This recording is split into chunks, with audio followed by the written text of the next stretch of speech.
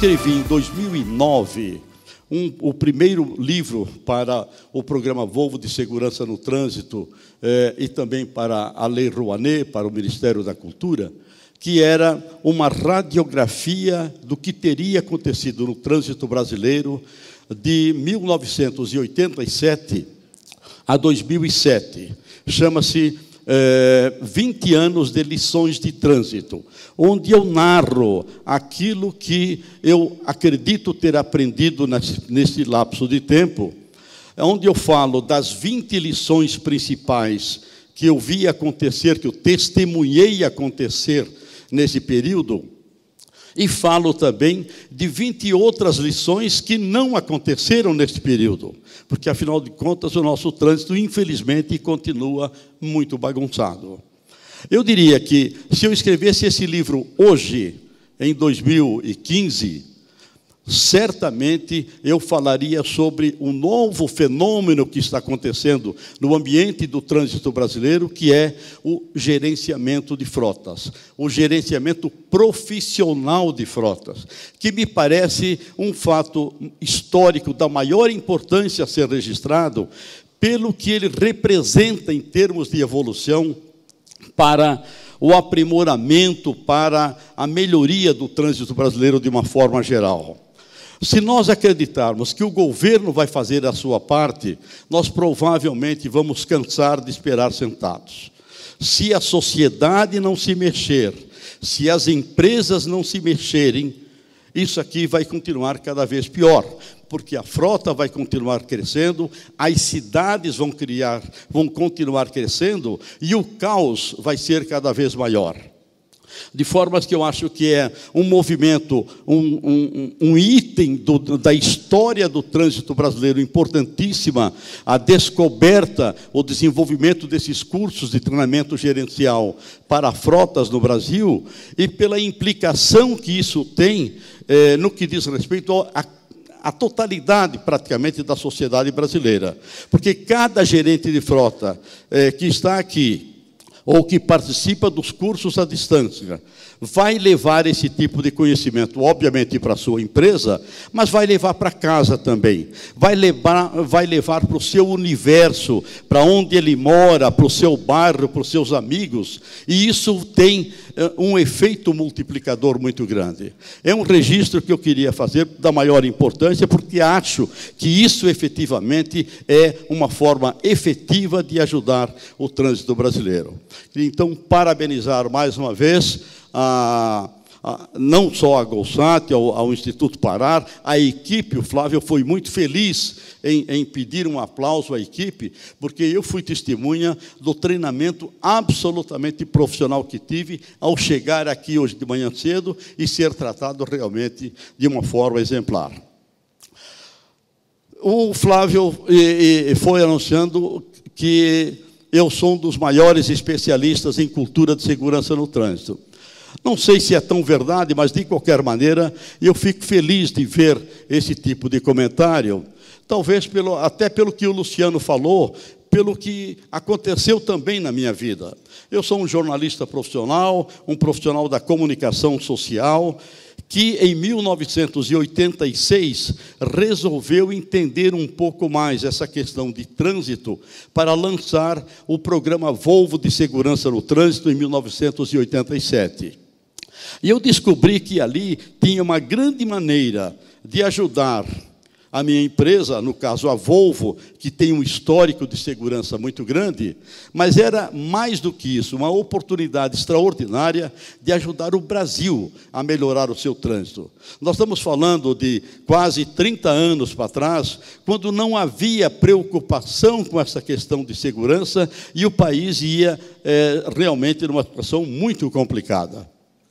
Eu passei a estudar, desenvolvi, felizmente a Volvo sempre apoiou bastante, e no ano passado eu escrevi um outro livro chamado Cultura de Segurança no Trânsito, Casos Brasileiros, onde eu conto uma trintena, algumas dezenas de casos de quem está ajudando o Brasil a melhorar a sua segurança no trânsito. Nesse livro eu trouxe 10 exemplares para o Flávio, para vocês aqui organizarem uma forma de distribuir. Nesse livro eu conto cases de quem está ajudando em várias áreas da atividade brasileira. Escolas, empresas, governo. Na área de empresas, eu conto um case que eu acho que pode ser muito importante para vocês, o case da Shell, da Raízen, que, na verdade, é praticamente uma empresa só, cujos ensinamentos lá podem ajudar vocês muito a adaptar esses conceitos para o nível de suas empresas. Aqueles que eventualmente tiverem interesse no livro, o último slide meu tem o meu endereço.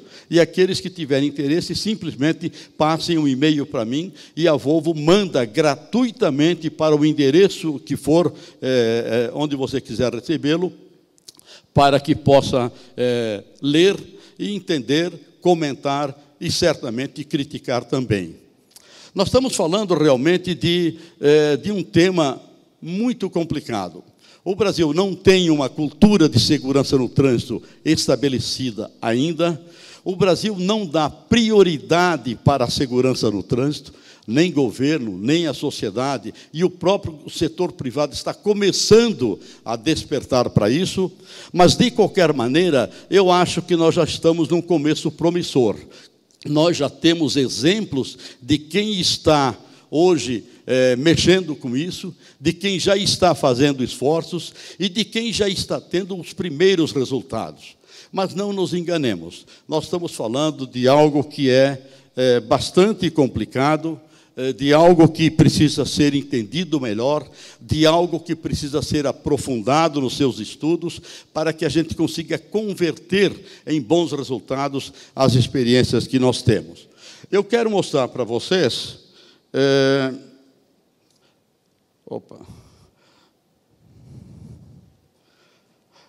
Eu quero mostrar para vocês... Espera aí, como é que eu fiz? Pode parar um pouquinho ainda, por favor?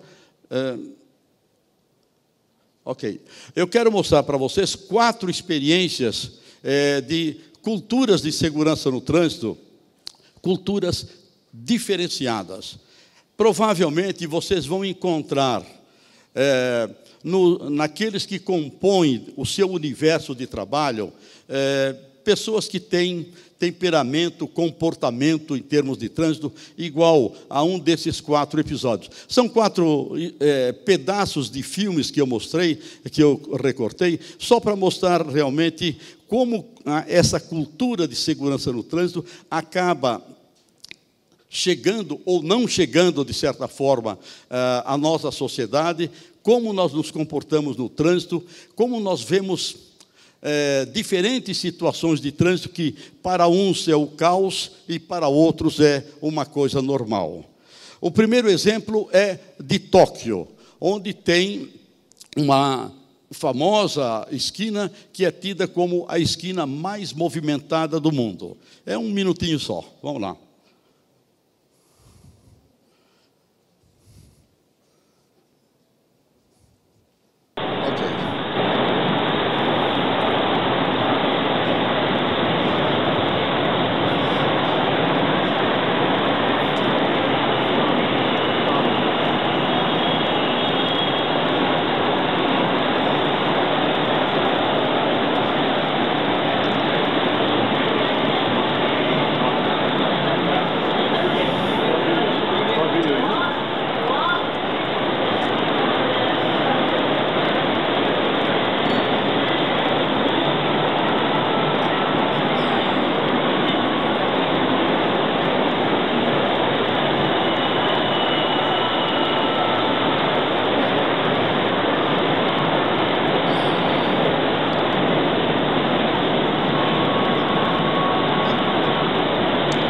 Tempo de uma travessia.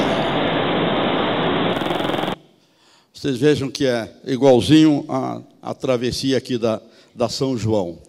Agora vamos ver um outro comportamento, um outro trânsito que a gente poderia chamar de, no mínimo, para ser bem gentil, complicado. Ho Chi Minh, capital do Vietnã.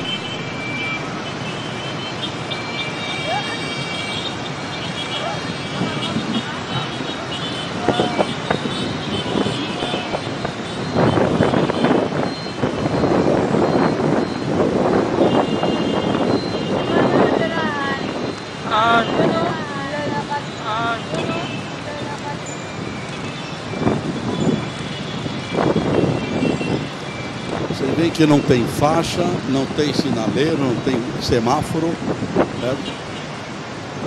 Mas você também não vê acidente, ou vê muito pouco.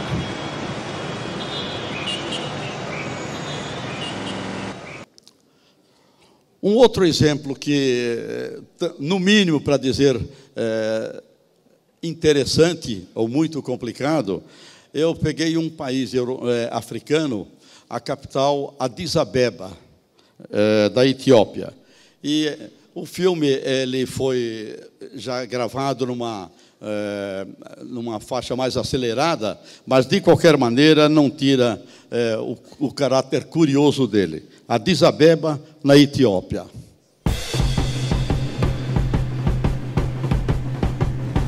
Esse é um dos cruzamentos mais notáveis da cidade.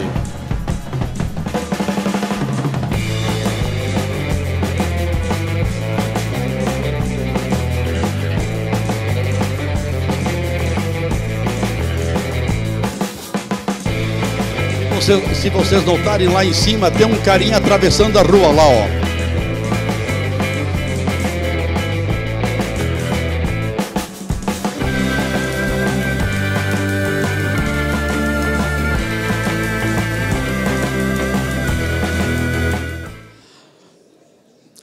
Eu aprendi com um engenheiro holandês, Hans Monderman, que foi o que criou uma solução, uma experiência muito interessante na Holanda e que foi muito conhecida em alguns países do mundo, que se chama Share Space, espaço compartilhado, em que ele explica isso que nós estamos vendo aqui. Ele dá uma explicação para o que significa caos.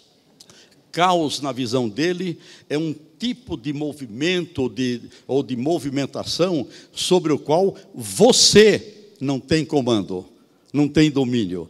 Mas as pessoas que estão lá têm, certo? Tanto é que a gente não viu nenhum tipo de acidente aqui. Vemos situações de riscos, mas não vemos o acidente. E o último exemplo, para não ficar longe da gente, é uma tal de São Paulo, num país chamado Brasil.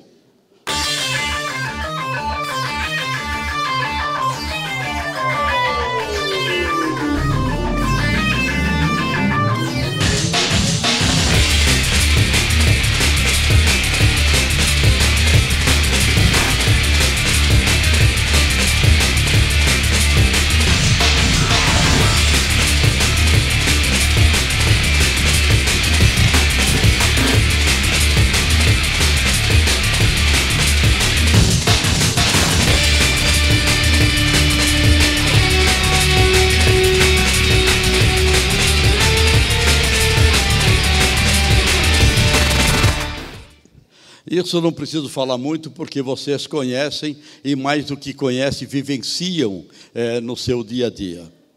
Mas é só para dar uma ideia de como é o comportamento humano em situações diferentes. Onde tem um pouco mais de lei, onde tem um pouco mais de organização, ou aí, eventualmente, no caso de Tóquio, muita organização, muito trabalho, muita educação, que força um comportamento melhor, e onde as coisas acontecem meio que a brasileira, onde cada um faz do jeito que quer, e muitas vezes, nem sempre, acaba sobrevivendo a isso. É a esse conjunto de sentimentos, de comportamentos, que nós chamamos também de cultura de segurança. O que é cultura de segurança realmente? Primeiro, é uma soma de conhecimento, de valores, de crenças, de expectativa, de atitudes, de decisões que nós tomamos no dia a dia da nossa vida, no trânsito, e que acaba redundando numa melhoria ou, eventualmente, numa piora da situação do trânsito de uma forma geral. Essa é uma definição de um instituto de pesquisa em trânsito de uma grande universidade americana, a Western Transportation Institute dos Estados Unidos. É a maneira, afinal, de como nós comportamos no trânsito, para evitar riscos e danos físicos a nós e, principalmente, aos outros, com quem nós compartilhamos o trânsito no mundo. A ideia aqui é apenas passar rapidamente alguns tópicos sobre o que é cultura de segurança e como nós podemos implementar nas nossas empresas que tanto estão precisando disso. Eu diria que são 4 passos básicos que ajudariam as empresas a se prepararem melhor, a implementarem um trabalho realmente consistente e de longo prazo. O primeiro é que tem que haver um comprometimento do andar de cima. O patrão deve estar interessado, ele tem que mostrar um interesse real numa melhoria, numa implementação de cultura de trânsito. Segundo, é preciso ter dados. Se for só no chute, nós muito provavelmente não chegaremos a lugar nenhum. Então, dimensionar o problema e principalmente a oportunidade. Saber por que nós estamos querendo aquilo. Um terceiro ponto é a mudança de comportamento. É moldar um comportamento para que cada um se comporte da maneira mais segura, o que será benéfico para ele, para a sua família, naturalmente para a sua empresa e melhor para o trânsito como um todo. E o 4 é fazer realmente, colocar realmente o assunto na pauta. Eu, num tempo, nos anos 70, eu morava na Suíça, trabalhava como jornalista e fui entrevistar o Emerson Fittipaldi, que vem amanhã a esse evento. E naquele dia, estava na casa do Emerson, em Lausanne, o Jack Stewart, piloto da Fórmula 1, que é um nome também consagrado. E eu tive a oportunidade de fazer uma longa entrevista com ele, e no meio da conversa eu perguntei para ele, depois que ele me falou de Brasil, de São Paulo, e obviamente que falou mal do trânsito de São Paulo, o que era para ele educação de trânsito. E a resposta dele, isso foi em 1972, e eu nunca esqueci. Ele disse, educação de trânsito era o que eu discutia com o meu pai e com a minha mãe na sala de jantar sobre o caminho da escola da manhã seguinte. Isso dá uma ideia da importância de você inserir o tema segurança no trânsito, cultura de segurança no café da manhã, almoço e janta. Obviamente que hoje em dia a gente já não tem nem café, nem almoço e muito menos janta, porque todo mundo está em horários diferentes. Mas é importante levar o assunto, colocá-lo no cotidiano das famílias e das empresas também. O que é indispensável quando se faz um programa, se desenvolve um plano de segurança, de implementar cultura de segurança no trânsito? Primeiro, é preciso pensar no longo prazo. 5 anos não chega a ser exatamente um longo prazo, mas é um prazo bom para você consolidar as bases para um plano realmente interessante. Ter metas claras e conhecidas de todos. Não basta você, que é o gerente de frota, saber quais são os objetivos. Todos têm que saber os objetivos para que possam oferecer a sua contribuição. Equipes internas e externas, principalmente nesse caso eu estou falando de quem tem filiais em outras cidades ou em outros estados e, em muitos casos, até distantes da base. Quem é que cuida da segurança nessas bases também? Sempre, evidentemente, repetindo o mesmo discurso, os mesmos pontos, para que a coisa se consolide na cabeça de todos. Terceiro, falar o máximo possível. DDS são os diálogos diários, o diálogo diário de segurança, os diálogos semanais de segurança, o jornal interno, a criação de prêmios para realmente cumprimentar, reconhecer os bons trabalhos, as boas práticas, vídeos, relatórios, seminários internos, enfim, colocar realmente o tema em discussão o tempo inteiro, para que ele ocupe efetivamente um lugar na cabeça de todo mundo. Patrão interessado, obviamente que ele deve ser um interessado maior, mas é preciso convencê-lo também, envolvê-lo também nesse tipo de atividade. Eu sempre dizia o seguinte: procure fazer com que o patrão abra esses diálogos de segurança, os seminários internos de segurança. Se eventualmente ele titubear e não souber o que dizer, ótimo, ajude você a fazê-lo com as palavras suas. Você vai melhorar, vai fortalecer ainda mais o seu discurso.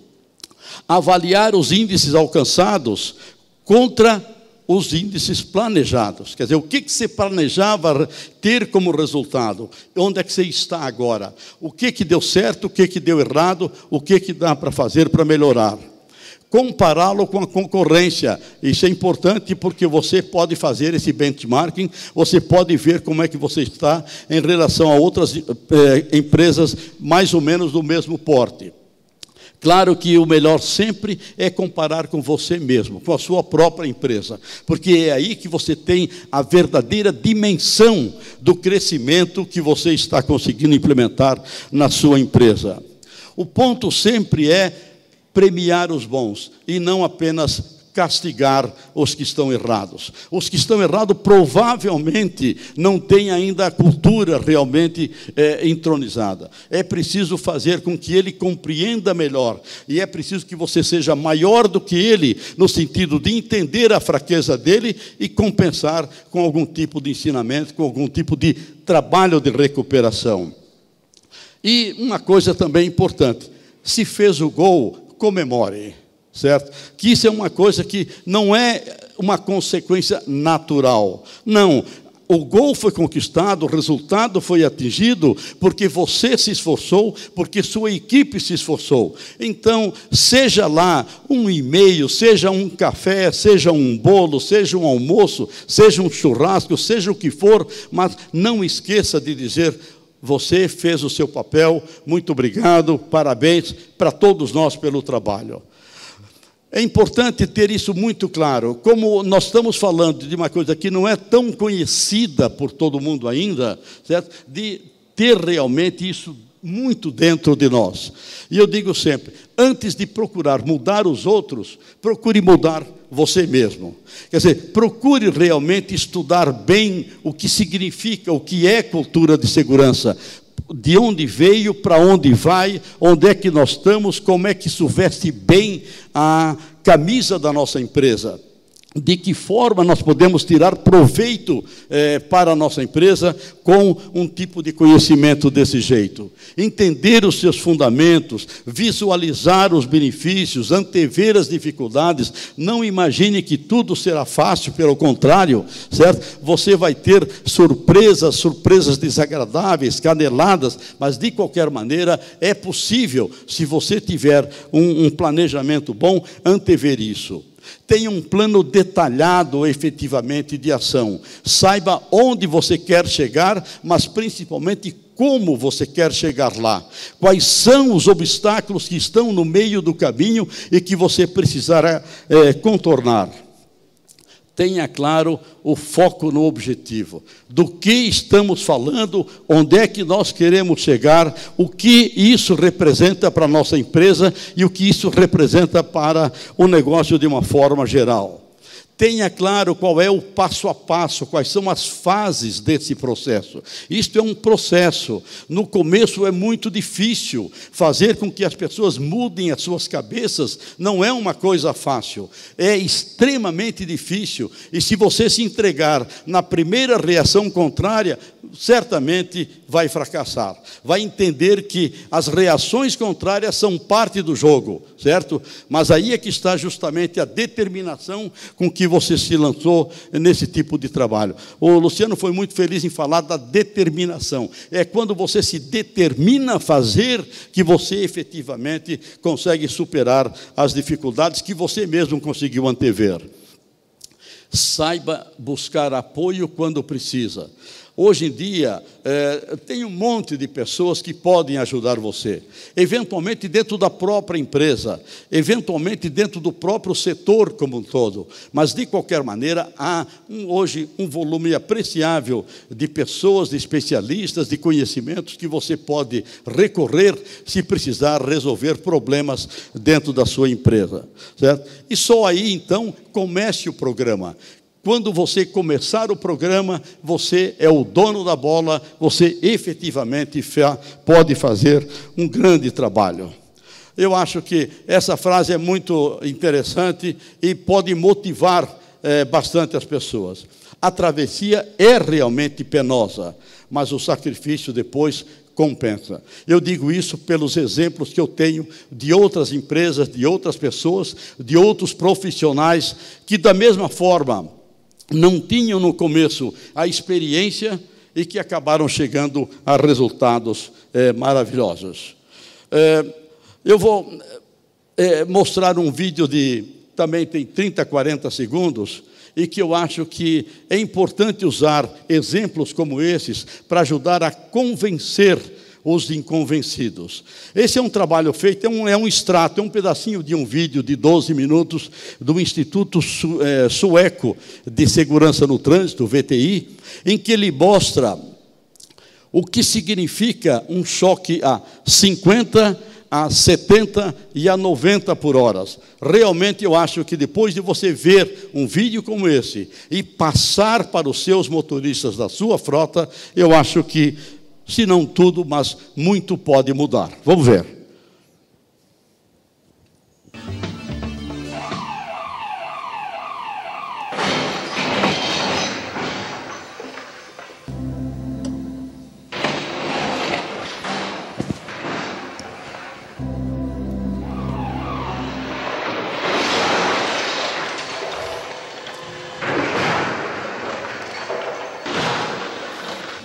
Agora nós vamos ver os 3 vídeos ao mesmo tempo. Vejam, a 50 por hora, o habitáculo do motorista não foi atingido. A 70, você já ficou na metade. E a 90, só se o homem lá de cima resolver intervir a seu favor. Porque, do contrário, a chance de você sobreviver é muito pequena. Então, acho que quando você mostra um vídeo como este para o seu pessoal, certo? Você está dando uma contribuição enorme, não só a ele para salvar a sua própria pele, mas a família dele que precisa dele para o resto da vida. Enfim, era isso que eu tinha para vocês. Queria mostrar em primeira mão. Isso aqui é uma novidade que vocês vão conhecer a partir da semana que vem. Trata-se do manual da ISO 39001 da ABNT. A ISO 39001 é uma ISO que trata exclusivamente de gestão da segurança no trânsito.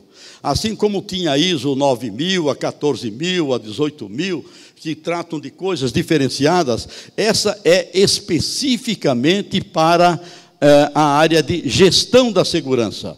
Você vai ouvir falar dela a partir da semana que vem, quando tiver a reunião de alto nível global de segurança no trânsito, da década mundial de segurança no trânsito em Brasília.